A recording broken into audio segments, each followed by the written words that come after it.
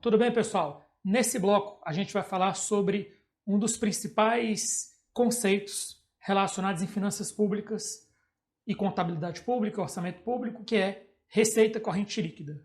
Por que a receita corrente líquida é importante? Porque a receita corrente líquida, a partir do cálculo que você faz sobre ela, você calcula diversos outros indicadores. Então, o que a gente tem que ter cuidado quando a gente está em finanças públicas trabalhando com receita corrente líquida? A gente tem que ter a segurança total, ou a segurança possível, que aquela receita corrente líquida não está inflada, ou seja, não está superestimada. Mas aí você vai dizer, professor, mas não é tão simples. A receita corrente líquida, basta pegar a receita corrente, tirar algumas deduções. Perfeito. Essa conta, o cálculo é esse aí mesmo. Porém, a gente tem que ter cautela se dentro dessa receita corrente líquida não tem receitas extraordinárias. Elas podem até fazer parte da receita corrente líquida. Mas, qual é o alerta que eu dou? Cuidado para não tomar decisões permanentes de despesa com a receita corrente líquida, que na série histórica teve, digamos assim, um acréscimo temporário em determinado mês. Por exemplo, suponha que nos últimos 12 meses, em setembro, você teve uma receita extraordinária. Essa receita extraordinária de setembro, por mais que ela seja uma receita corrente, ela vai contaminar durante 12 meses o seu cálculo da receita corrente líquida. Qual é o problema? Depois que passar 12 meses desse evento, a receita corrente líquida vai voltar para o status dela padrão de comportamento. Quando isso acontecer, limites que você não tinha estourado, você vai estourar. Então, esse é o cuidado que a gente tem que ter quando se fala sobre receita corrente líquida. E eu vou trazer algumas simulações para você aqui. Então, vamos lá. Então, primeiro eu trouxe aqui um exemplo, né? Então, a gente tem a receita corrente bruta, aí você tem a receita tributária, contribuições e demais receitas correntes. E vocês têm as deduções, transferências constitucionais legais, contribuição dos empregados e trabalhadores para a Seguridade Social e outras deduções. E aí você chega na receita corrente líquida, só para ter uma noção de ordem de grandeza, certo? Isso aqui lembrando que é na União. Então você tem aqui dezembro de 2012, você tinha aqui 1 trilhão 135, e aí você chegou aqui em 617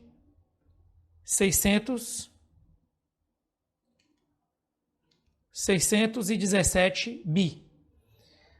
Mais ou menos metade. Chegamos aqui em dezembro de 2017, 1.400, 1 trilhão 727 bi, metade. Chegamos aqui em janeiro, 1 trilhão e 700 e aqui 920 bi, que foi o status que a gente chegou aqui. Então você vê que a receita corrente líquida ela está numa tendência crescente, certo? Só qual é o ponto principal que eu quero trabalhar com você, antes da gente passar para o próximo slide? É que esse aumento aqui é um aumento nominal, você tem que descontar aqui a inflação. Então não quer dizer que tem uma tendência totalmente positiva, mas de todo modo é uma tendência positiva sim. Qual o cuidado que deve-se ter no caso da União? Apesar de ter uma tendência crescente, você tem que verificar que ao aumentar a despesa de forma permanente e a dívida de forma permanente, se essa despesa tiver um declínio, alguns limites que hoje você está numa situação confortável, esses limites podem ser ultrapassados e gerar algumas consequências para a administração pública federal. Avançado. Quais são as deduções que a gente pode tirar da receita corrente? Então, você vai tirar as transferências constitucionais e legais. Então, preste atenção no que eu vou te dizer. Quando você arrecada, no caso da União, imposto de renda e IPI, a cada R$100 de imposto de renda, a cada R$100 de IPI, você deduz o Fundo de Participação dos Estados e o Fundo de Participação dos Municípios. Você deve abater essas transferências constitucionais e legais. No caso do FPE, 21,5%, no caso do FPM, 24,5% do imposto de renda e do IPI. Continuando, você vai deduzir a contribuição do empregado e do trabalhador, a contribuição dos servidores para o regime de previdência próprio, a compensação financeira entre os regimes, a contribuição para o custeio das pensões militares e as deduções para o Fundeb e as contribuições para o PASEP. Ou seja, essas contribuições que estão aqui são todas contribuições relacionadas ao regime geral e ao regime próprio. A contribuição do empregador, a contribuição do empregado e a contribuição do servidor público e a contribuição do PIS/PASEP. E ainda as compensações mediante compensação entre regimes, ou seja, a pessoa se aposentou, o servidor público, ele se aposentou pelo regime geral, mas ele contribuiu durante vários anos para o servidor público se aposentou pelo regime próprio, no caso da União, mas ele trabalhou vários anos no regime próprio de um Estado. Então, suponha que o Estado vai pagar uma cota parte dessa aposentadoria, haja vista que o servidor trabalhou 20 anos no Estado e o restante ele trabalhou na União e ele se aposentou pela União. Quem paga o salário dele hoje é a União. A União é obrigada a exigir a contrapartida, a cota parte para o Estado. Só que pode ter situações em que o servidor federal se aposentou pelo Estado. A situação é inversa. Então você tem que fazer um encontro de contas para saber quem deve o que para quem e fazer esse acerto mensalmente. Ok? Avançando. Então, fragilidade principal da receita corrente líquida. Isso é uma fragilidade. Então, deixa eu colocar para você um ponto importante. O que eu vou ler agora são receitas que fazem parte da receita corrente líquida. Então, você não vai poder tirar elas. Ou seja, é uma fragilidade da receita corrente líquida. Então, qual é o intuito dessa aula? É para você não chegar numa reunião técnica, para você não ir numa reunião pensando em recuperação fiscal e alguém disser para você, olha, mas a nossa receita corrente líquida, ela é muito boa, ela é confortável, nos últimos 12 meses deu tanto. Cuidado com o canto da sereia. O que é que você tem que ter cuidado? Decomponha essa receita corrente líquida. Identifique se ali dentro não tem uma receita extraordinária, porque os seus dados podem estar contaminados. De acordo com o LRF, você não vai poder tirar aquela receita extraordinária da receita corrente líquida, porque você só pode fazer o que está na lei. Mas você pode alertar o decisor político, alertar ele que dentro daquela receita corrente líquida tem uma receita que é extraordinária e está contaminando a análise. Então, minha sugestão, trabalhe com a receita corrente líquida para fins de prestação de contas. Mas na hora de tomar a decisão definitiva, que é a decisão permanente de despesa, considere no cálculo a receita corrente líquida ajustada, que seria a receita corrente líquida menos as receitas extraordinárias. Essa é a minha orientação. Exemplos de receitas extraordinárias: transferências voluntárias, royalties e receita de repartição, receita de repatriação de recursos do exterior. E aí eu trouxe um exemplo aqui que não é uma receita extraordinária, mas pode acabar sendo, que seria a inclusão de empresas estatais independentes. Então a gente viu no bloco anterior que a gente deve contabilizar corretamente uma empresa, se ela é dependente ou se ela é independente. E a gente viu que se uma empresa ela recebe aportes, e esses aportes eles são destinados para cobrir despesas correntes ou operacionais, essa empresa passa a ser empresa estatal dependente.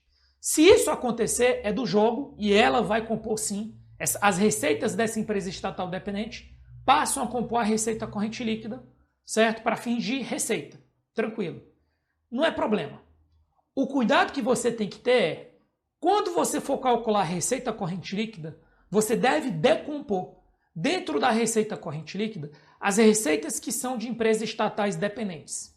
E compete a você verificar se aquelas empresas estatais dependentes são realmente dependentes ou se elas já são independentes. Porque se você tiver incluindo uma empresa estatal dentro do cálculo da receita corrente líquida, sendo que ela não tinha necessidade de estar ali, você vai estar prejudicando os indicadores fiscais, e é o que eu vou mostrar daqui a pouco, com uma simples e singela simulação. Vamos avançar. Então, como exemplo, simulação parte 1. Receita corrente líquida, 10 milhões de reais. Limite total da despesa no Executivo Municipal, 5 milhões e 400 mil. Limite prudencial da despesa com o pessoal no Executivo Municipal, 5 milhões e 130 mil. E aí vamos agora fazer a segunda parte da simulação. Se eu tiro as transferências voluntárias, certo? Se eu tiro as transferências voluntárias, que seria a receita corrente líquida ajustada, eu vou ter 9 milhões de reais. O meu limite total passa a ser 4 milhões e 860 mil e o meu limite prudencial passa a ser 4 milhões e 617 mil. Vamos fazer uma comparaçãozinha aqui. No cálculo anterior, eu tinha 5 milhões e 400 mil. E nesse cálculo eu tenho 4 milhões 860 mil. Eu tenho uma diferença aqui de 540 mil. O que é que eu quero te dizer? Se você usa a receita corrente líquida padrão, você vai ficar com a sensação que você pode contratar pessoas, servidores, até atingir o limite de 5 milhões e 400 mil. Só que eu vou te dar uma notícia. Dentro da sua receita corrente líquida de 10 milhões, 1 milhão é de transferências voluntárias. E o que é que a gente aprende sobre transferências voluntárias, que são recursos de convênios? Você não pode usar recursos de convênios para cobrir despesas com o pessoal. Em outras palavras, esses 10 milhões, ele é um valor, se constitui num valor virtual, porque o seu valor real de receita corrente líquida é de 9 milhões. Só que note, você tem margem para contratar de 5 milhões e 400 mil por conta de uma receita de transferência voluntária corrente. Quando, na verdade, se não tivesse essa receita extraordinária, o seu limite total seria qual? Como está aqui no slide. 4 milhões 860 mil. Então, você ganhou uma folga artificial de 540 mil. Qual o cuidado que eu tenho que te dizer? Quando você estiver trabalhando com a receita corrente líquida e você decompor a receita corrente líquida e identificar essas receitas que são extraordinárias e essas receitas que podem ser de empresas estatais dependentes, você tem que verificar se você não está tomando a decisão com base em um valor artificial, ainda que a legislação permita que você faça isso. Ou seja, você não pode usar só a legalidade. A legalidade é importante. Só pode ser receita corrente líquida o que é receita corrente. Você não pode inventar. Mas você também tem o princípio da eficiência. Você não pode tomar uma decisão sabendo que essa decisão vai gerar ineficiência daqui a alguns anos. Então você tem que agir com prudência, tem que ser eficiente, tem que tomar decisão com base talvez na receita corrente líquida ajustada e não apenas com base na receita corrente líquida padrão. Essa é a minha orientação. Agora vamos para uma segunda simulação. Suponha agora que a gente está no estado e eu tenho aqui 100 bilhões de reais. 100 bi. 100 bi é o valor sem a empresa estatal independente, porque ela não entra. E aí você está vendo que dentro de um estado, a cada 100 bi eu tenho o limite total, 49 bilhões para o executivo, 3 bi para o legislativo, 6 bi para o judiciário e 2 bi para o Ministério Público. Na simulação, o dado que eu apurei sobre despesa com o pessoal foi 46 bi para o executivo, 2,9 bi para o legislativo, 5,8 bi para o judiciário e 1,95 bi para o Ministério Público. Ocorre o seguinte, que nessa situação, os três poderes ultrapassaram o limite prudencial, porque eu calculei aqui, os 95% estão aqui. E todos eles ultrapassaram o limite prudencial. Já o executivo está numa posição confortável. Por quê? Porque o limite prudencial é 46,55 bi, e ele só ultrapassou o limite de alerta. Então, nessa situação concreta aqui, o que é que acaba acontecendo? O executivo está numa posição que ultrapassou o limite de alerta, então ele pode continuar contratando servidores.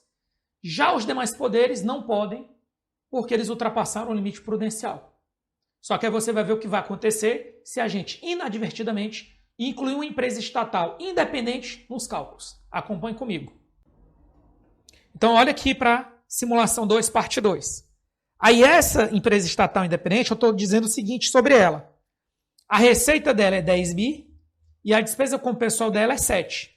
Então, você vai notar que eu aumentei a receita corrente líquida para 110 e esse 7 bi aqui eu joguei na despesa com o pessoal do executivo. Porque preste atenção, quem toma a decisão de criar empresas estatais e fechar empresas estatais é o executivo. Então, o valor da receita de uma empresa estatal vai para todos os poderes. O valor da despesa só vai para o executivo. Esse é o ponto, é o X da questão. Vamos acompanhar. Então, eu aumentei a receita corrente líquida em 10 bi para todos os poderes.